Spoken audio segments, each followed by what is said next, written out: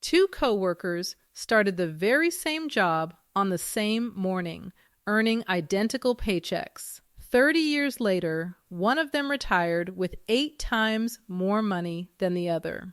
Neither won the lottery, neither got a secret raise. The whole gap came down to a short list of habits so boring that most people roll their eyes the second they hear them. And here is the uncomfortable part. You already know what these habits are, you have just been quietly skipping them. So let me show you why the dullest money moves quietly build the biggest fortunes. How does one person end up with 8 times more than someone earning the exact same money? It is not discipline in the way you are imagining it. It is not grinding harder, skipping every meal out, or living on rice and beans in a dark apartment.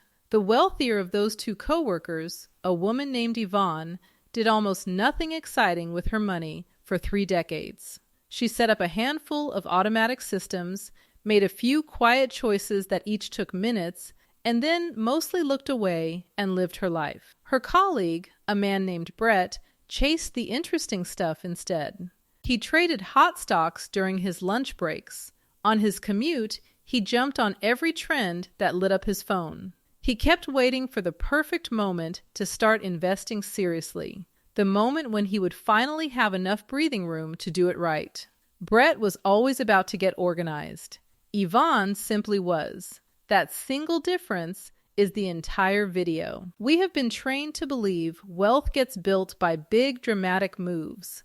A crypto bet that pays off overnight. A startup that explodes out of nowhere. One brilliant trade that supposedly changes everything. Those stories grab all the attention because they make for thrilling content. But the people who actually end up comfortable, the quiet millionaires living in ordinary houses on ordinary streets, almost never got there that way. They arrived through repetition, through habits so unremarkable that nobody films a documentary about them. There is a reason these habits feel so easy to ignore, and it is worth naming before we start. Boring does not trigger anything in your brain. There is no rush, no story to tell your friends, no moment where you feel clever. The entire money world is built to sell you the opposite, because excitement is what gets attention and sells products. Nobody is running ads for an automatic transfer of a modest amount into an index fund, because there is no profit in it for them and no drama in it for you. So the quiet habits get drowned out, not because they fail, but because they refuse to perform. Over the next several minutes, I am going to walk you through these habits one at a time, and as I do, I want you to keep a private count of how many you have been putting off until later. Number 1, automating your savings before the money ever touches your hands. Here is what Yvonne did on her very first payday at that job. She set up an automatic transfer that moved a fixed slice of every paycheck into a separate savings account the same morning the money landed, not at the end of the month, not whatever happened to be left over after the spending was done. The transfer fired first, before rent, before groceries, before any of the fun. Then she built her entire life around what remained, and she never missed the difference. This sounds almost insultingly simple, which is the exact reason people skip it. They tell themselves they will save manually through sheer discipline by being careful and responsible. And then, month after month, life quietly eats the leftovers. There is always a reason. A surprise car repair, a birthday dinner, a weekend that somehow turned into a small fortune. When saving depends on willpower at the end of the month, saving almost always loses because there is rarely anything left by then to fight over. Automation removes the decision from the equation entirely. You stop relying on some strong-willed version of yourself who may or may not show up feeling motivated on the 30th. You rely instead on a transfer that executes whether you are inspired or exhausted, whether the week went well or fell apart. The money disappears into a separate account before you can register it as spendable. Think about that for a second. The single most reliable saver in your entire life is not you on your best day. It is one boring instruction you configured once and then forgot about. You do not need to start big either, which is the part that trips people up. A modest automatic transfer that you barely feel beats a heroic one you cancel in 2 months because it squeezed you too hard. Start with an amount small enough that you forget it left. Then nudge it upward as you get comfortable. The goal in the beginning is not the size of the transfer. The goal is to make saving something that happens to you automatically rather than something you have to choose every single month. Consider a man named Roy, who told himself for years that he was a disciplined person who did not need automation. He kept everything in one account and promised to move money to savings whenever he had a good month. Good months were rare, and somehow the leftover never appeared. The week he finally set up an automatic transfer of a small fixed amount, his savings stopped depending on his mood, and within a year he had built more than he had managed in the previous 5 combined. Nothing about Roy changed, only the system did, and forgetting, in this one narrow case, is the point. There is a strange figure worth sitting with here. As of last year, Americans had walked away from nearly 32 million forgotten retirement accounts, holding more than $2 trillion between them. People switched jobs, lost track, and abandoned their own money in old plans. The lesson is not that forgetting is good. The lesson is that automatic, out-of-sight money keeps growing in the dark, and the people who win are usually just the ones who set the system up correctly a single time and then let it run for decades. Schedule the transfer. Name the account something you would feel guilty rating. Then walk away and let it work. Number 2. Moving your cash into a high-yield savings account. This habit takes roughly 9 minutes from start to finish, and almost nobody bothers. Plenty of folks keep their emergency fund and their everyday savings parked at a big, familiar bank, the kind with a branch on every corner and an app they have used since college. Those banks feel safe and convenient. They are also paying you a sum so small it barely qualifies as interest. As of the middle of 2026, the largest traditional banks in the country are paying about 1/100% on savings. Sit with that number for a moment. If you parked $10,000 in one of those accounts and left it untouched for a full year, the bank would reward you with roughly a single dollar of interest, $1, for handing them $10,000.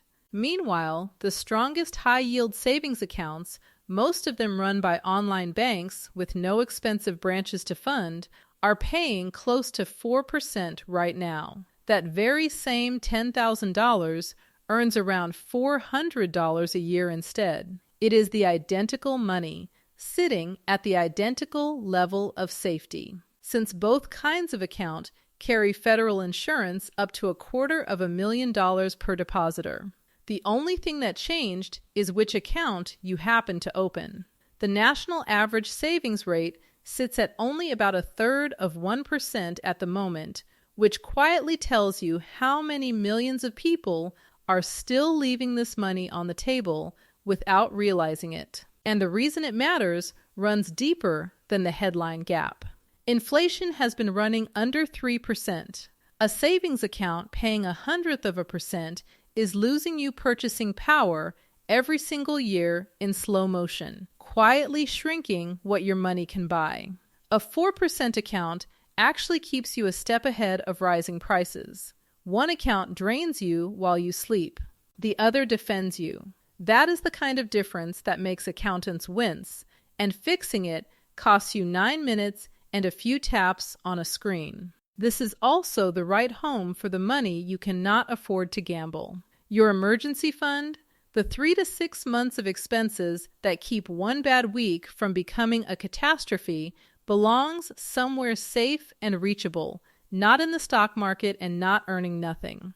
A high-yield account gives you both at once. It stays liquid enough to grab in a crisis. And it actually pays you a real return while it waits. Roy, the same man who finally automated his saving, had also left his emergency fund sitting in a near zero account for the better part of a decade. When he moved it, nothing about his life felt different. He just started earning hundreds of dollars a year on the exact same balance he already had. No risk, no catch, no effort beyond the setup. That is what makes this one so frustrating to skip. Number 3, capturing every last dollar of your employer match. If your job offers a retirement plan with a match, your employer is literally offering to hand you free money, and a startling number of people quietly turn it down. Not on purpose. They simply never raise their own contribution to the level that unlocks the full match, and the rest evaporates. Let me show you how the most common arrangement actually works. A typical match pays you back 100% of the first 3% of your salary that you contribute, and then 50 cents on every dollar for the next 2%. To capture all of it, you generally need to put in 5% of your own pay. Contribute less than that, and a chunk of the match just sits there, untouched, returning to nobody. Yet a large share of workers get automatically enrolled at a default rate of around 4%, sitting just under the line and then never nudge it upward. They are missing free money by a single percentage point and have no idea it is happening. The cost of that one missing percentage point is not small. By recent estimates, the average American who fails to capture their full match leaves nearly $3,000 on the table every single year. Spread that across the whole country, and it adds up to roughly $24 billion in free money walked away from, year after year. Think hard about what that means for one ordinary person over a working life. Nearly $3,000 a year, ignored for 30 years, comes to around $88,000 in pure cash you simply chose not to accept. And once that money gets invested and left to compound, it grows well past $250,000. None of that came from working harder or earning a promotion. All of it came from filling out one form and raising one number on a screen. Here is a reframe that makes it impossible to ignore.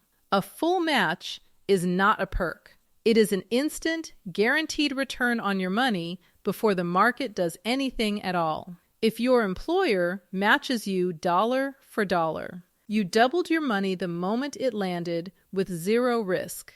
No investment on earth reliably offers that. Turning it down to keep a little more in your paycheck is like refusing a raise because cashing the check feels like a hassle. Consider a woman named Priscilla who spent 6 years contributing the default 4% her plan had set for her, assuming the company had picked a sensible amount on her behalf. She had no idea she was 1% short of the full match the entire time. When a coworker mentioned it offhand, she logged in, bumped her contribution to 5%, and instantly started capturing money she had been declining for years without knowing. The fix took her about 4 minutes. That mistake had quietly cost her thousands. The contribution limits leave you plenty of room, by the way. In 2026, you can put as much as $24,500 into a workplace plan, with an additional $8,000 allowed once you turn 50. Almost nobody needs anywhere near the maximum to grab the full match. You only need to clear that 5% line your plan is matching against. If you do a single thing after this video, log into your plan and check whether you are leaving any of that match behind. One quick warning though, some matches vest over a few years, meaning you have to stay at the company a while before the matched money is fully yours, so it is worth knowing your own plan's rules. This next habit is the one that quietly separates the comfortable from the broke, so stay right here with me. Number 4. Buying boring index funds and then leaving them completely alone. Here is where Yvonne made her most important non-move. She did not pick stocks. She never tried to find the next big winner before anyone else.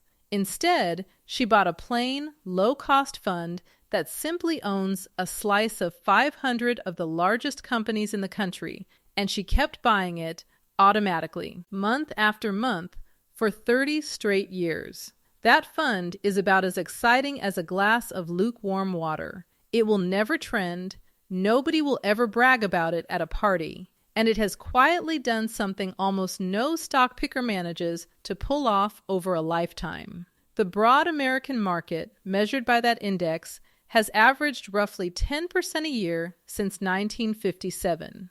Not every year, of course. Some years it falls hard and stays down for a while. But across the long stretch, that steady, unremarkable ownership of the entire market has beaten the overwhelming majority of clever, active, fee-charging strategies that promise to do better. The hidden killer in the exciting approach is fees, and almost nobody feels them happening. An actively managed fund might charge you 1% a year, while a plain index fund might charge closer to a 20th of that.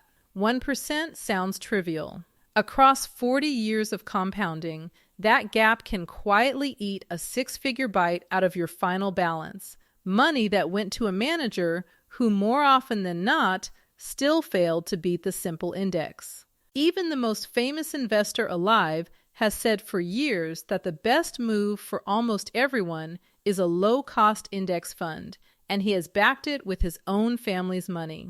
The boring choice is not the beginner choice. It is frequently the smartest one in the room. Brett did the exact opposite, and it quietly cost him a fortune. He chased individual winners. He paid higher fees for funds that promised to outsmart the market. Then, he traded in and out based on whatever the headlines screamed that week. Every move felt sharp and informed in the moment. Each one carried a cost in fees and in mistimed guesses, and those costs compounded against him just as silently as the market compounded in Yvonne's favor. He could have stopped tinkering at any point and simply held the boring fund. He never could bring himself to do it, because boring felt like leaving money on the table when boring was actually the thing making the money. A friend of theirs named Hassan tried something even more active. He spent 2 years day trading, glued to charts, convinced he had found patterns nobody else could see. He had a handful of thrilling wins and a much longer list of quiet losses, and when he finally added it all up, he had underperformed the dull index fund he had mocked his sister for buying. That is the part nobody posts about online. Watch what the boring path does with genuinely ordinary money. $200 a month. Invested into a simple index fund and left entirely alone for 40 years, growing at a conservative 7%, turns into more than $500,000. You would have contributed under $100,000 of your own money across all those years. The rest, the other $400,000 and change, was manufactured by time and compounding doing the heavy lifting while you did absolutely nothing. That is the whole secret. The boring fund does not need your attention or your cleverness. It mostly needs your absence. Number 5, doing absolutely nothing when the market falls apart. Every few years, the market drops. Sometimes it drops violently. The headlines turn red, your account balance shrinks in front of your eyes, and every instinct in your body starts screaming at you to sell, to protect whatever is left, to step aside until the storm passes and things feel safe again. That instinct has quietly destroyed more wealth than almost any scam in history. The boring habit here is the hardest one on the entire list to perform, precisely because it looks and feels like doing nothing while the world burns. You hold. Your automatic contributions keep running straight into the falling market. You let the crash happen all around you without touching the account at all. Investors who manage this capture the recovery that has always, eventually, followed. The ones who panic and sell lock in their losses for real, then usually sit frozen on the sidelines and miss the rebound while waiting for a perfect, comfortable moment that never quite arrives. The phrase that matters most here is time in the market, not timing the market. Trying to leap out before the drops and back in before the recoveries sounds brilliant on paper. In reality, even seasoned professionals fail at it consistently because the strongest up days tend to cluster right alongside the scariest down days. Step out to dodge the bad ones, and you almost always miss the good ones too. Miss just a handful of the market's best days over a few decades, and you can cut your final result roughly in half. All because you were sitting in cash, waiting to feel certain. There is a quieter version of this habit that works in your favor too. By contributing the same amount automatically every month, you buy more shares when prices are low and fewer when prices are high, without ever having to guess the timing. A crash, to the automatic investor, is simply a sale on the thing they were going to buy anyway. Two people show the whole lesson in miniature. A woman named Joan Panic sold near the bottom of a brutal downturn, swearing she would buy back in once things settled, and she watched from the sidelines as the market climbed back without her. Her coworker Curtis did nothing at all. He kept his contributions flowing and treated the crash as a sale rather than an emergency.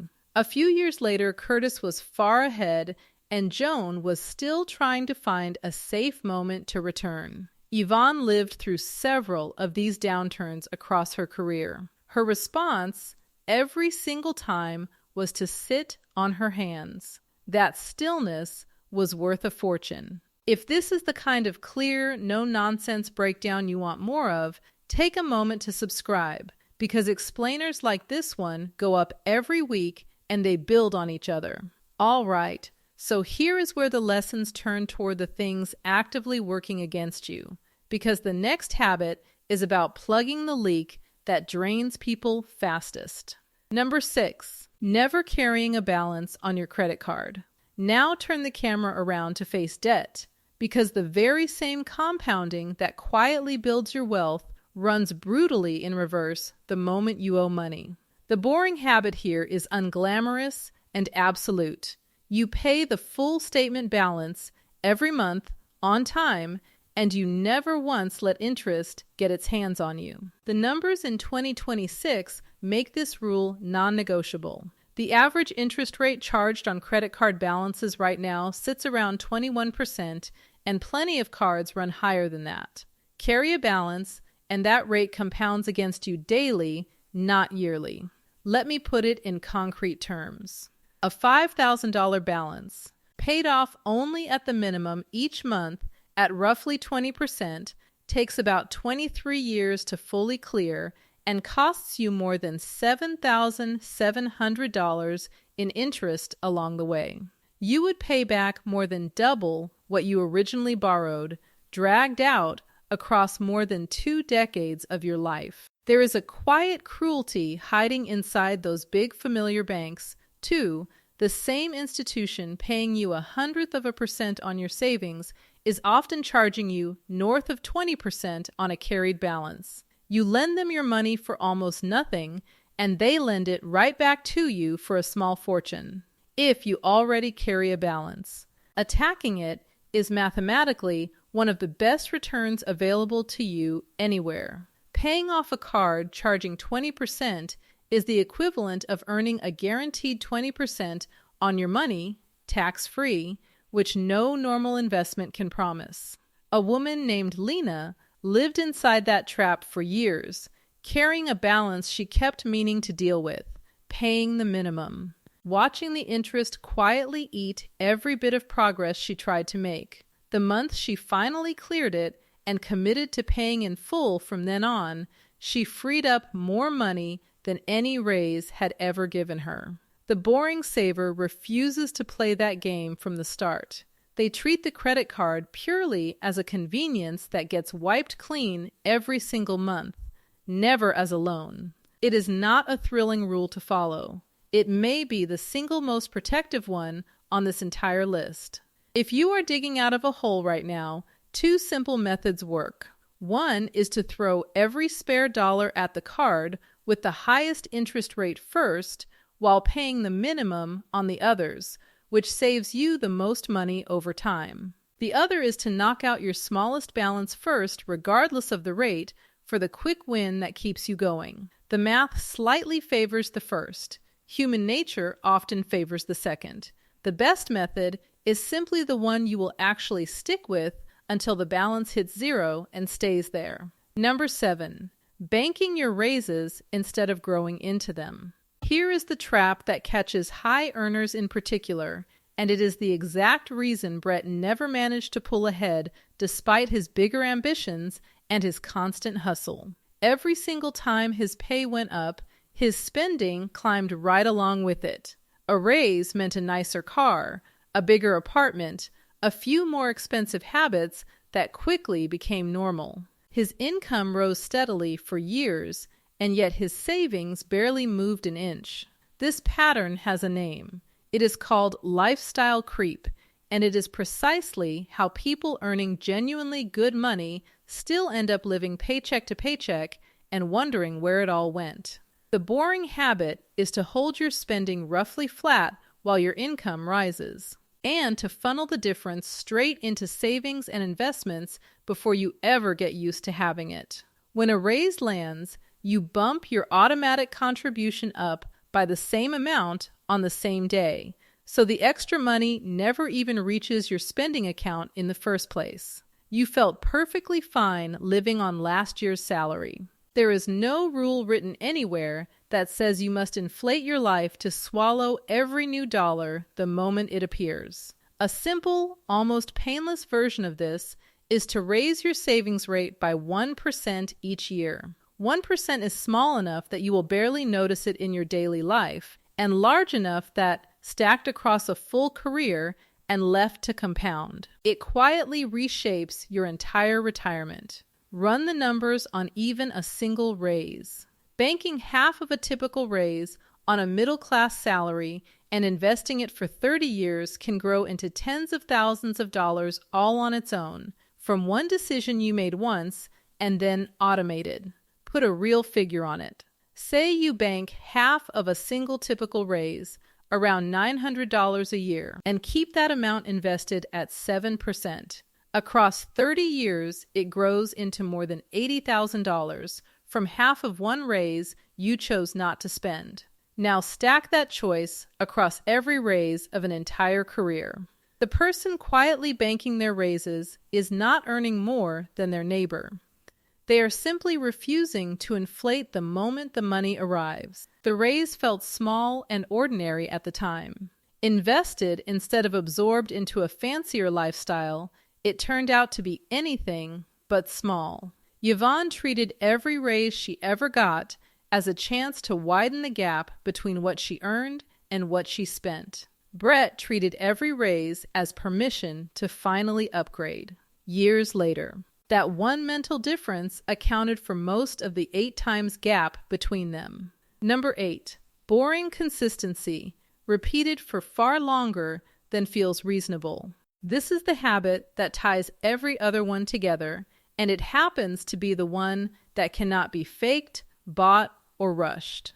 Wealth is not built by the size of any single move you make. It is built by ordinary moves repeated across an extraordinary stretch of time. The reason so few people ever reach the finish line is not that the steps are difficult to understand. It is that the steps are dull, and dull is genuinely hard to sustain when there is no applause, no scoreboard, and no dramatic moment to mark your progress. Look at what raw consistency alone produces. Recent retirement data shows that people who simply kept saving in the same plan for 15 straight years carry an average balance north of $600,000. The overall average, counting everybody, including the starters and stoppers and the folks who abandon their accounts, sits much lower, closer to $144,000. One country, one set of markets, one shared set of opportunities. The enormous difference comes down almost entirely to who kept quietly showing up and who kept quitting and restarting from zero. That is the silent engine behind compounding, and it rewards time above all else. A single dollar invested early has decades to multiply. $1 put to work at age 40 grows into roughly $5 by 65 at historical market returns. Wait until age 50 to invest that same dollar, and it becomes under $3. Wait until 55, and it barely reaches 2. Nothing about the dollar itself changed across those examples. Only the amount of time you gave it did. The most valuable ingredient in building real wealth was never a clever strategy or a perfectly timed tip. It was years, and the rare willingness to stay boring across all of them. If you are hearing this and feeling like you started too late, do not let that thought stop you, because it is the most expensive thought on this list. The best time to begin these habits was decades ago. The second best time is the next time you get paid. Someone starting in their 40s or 50s still has years of compounding ahead, still has raises to bank, still has a match to capture, and a savings rate to lift. Late is slower. Late is not hopeless. The only version of this that truly fails is the one where you keep waiting for a better moment that the calendar will never deliver. And notice how these habits quietly feed one another. Automation makes consistency effortless because the showing up happens without you. A higher savings rate hands your boring index fund more to compound. Capturing the match multiplies your contributions before the market even moves. Cutting off credit card interest frees up the very dollars you then automate into investing. Not one of them is dramatic standing alone. Stacked together and repeated for years, they compound into something that looks, from the outside, like luck or a fat salary, when it was really just a quiet system running in the background while its owner barely thought about it. So circle back to those two coworkers one final time, now that you can see what actually happened between them. The one who retired with 8 times more did not do a single thing you could not begin doing this week. Her saving was automated, so willpower never got a vote. Her cash sat somewhere that actually paid her instead of nothing. Every dollar of her match got captured.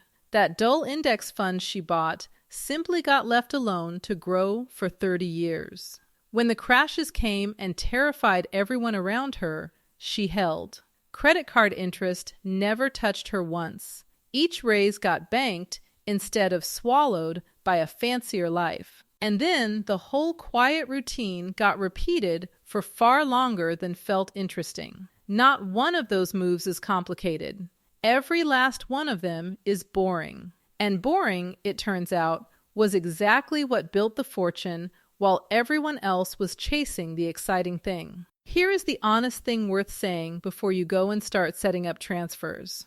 Every habit on this list works, but each one of them rests on something underneath it. They all quietly assume you already understand how the pieces fit together, how accounts, interest, taxes, and compounding actually interact behind the scenes. A lot of people try to run these habits without that foundation, and they stumble not because the habits are wrong, but because they never learned the basic rules the habits are built upon.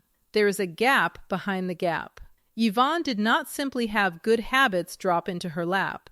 She understood, at a basic and unshakable level, why each one worked. And that understanding is exactly why she trusted them enough to stay patient when everyone else was panicking or chasing something shinier. If you have never given yourself that grounding, that is the real place this whole journey begins, well before any single habit can take hold. There is a complete walkthrough of those fundamentals waiting for you on the channel. And it is honestly the most sensible first step on the entire path. Get that foundation solid, and every boring habit you just heard finally has something strong enough to stand on. The habits are the engine. The understanding is the ground it drives on. Build the second one first, and the rest of this stops feeling like a list of rules and starts feeling like a plan you actually believe in.